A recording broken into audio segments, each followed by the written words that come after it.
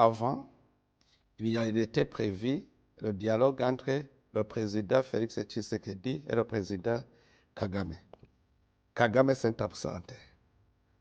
C'était à Luanda. Un autre jour, le président Tshisekedi accepte de rencontrer le M23 et le M23 s'absente. C'est le même allié et ce sont les mêmes alliés. Moi, ça m'amène à penser qu'il y a un roi faiseur de loi qui est derrière M23. Si Paul Kagame a refusé d'aller à Luanda, est-ce que vous pensez que M23 allait accepter d'y aller? C'est le commandant suprême de M23. Ce qu'il veut, c'est ce que le M23 veut. Ce qu'il fait, c'est ce que M23 fait.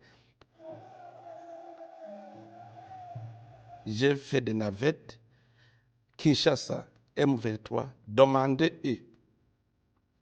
Et je suis arrivé loin, jusqu'à ce qu'ils acceptent d'être cantonnés afin d'être identifiés. Est-ce que j'étais parti ou je faisais la médiation entre les deux? Le président Tshisekedi avait refusé de dialoguer avec M23.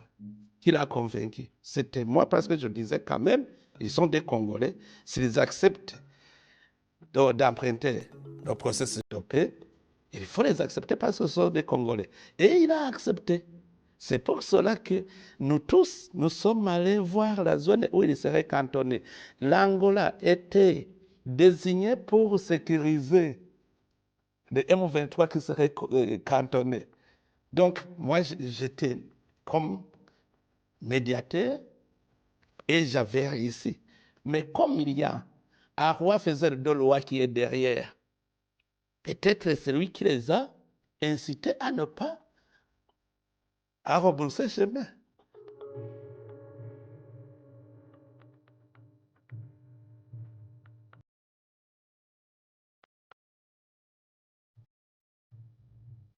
On a fait des négociations, on a abouti même à des accords. Mais quand il s'agissait de mettre en œuvre des choses sur lesquelles nous sommes convenus, le Rwanda a refusé. Plutôt, il a préparé ces criminels-là qu'il entretient pour faire le terrorisme au Burundi. Alors, comme je voyais qu'il persévère dans son agression contre le Burundi, j'ai décidé de fermer les frontières.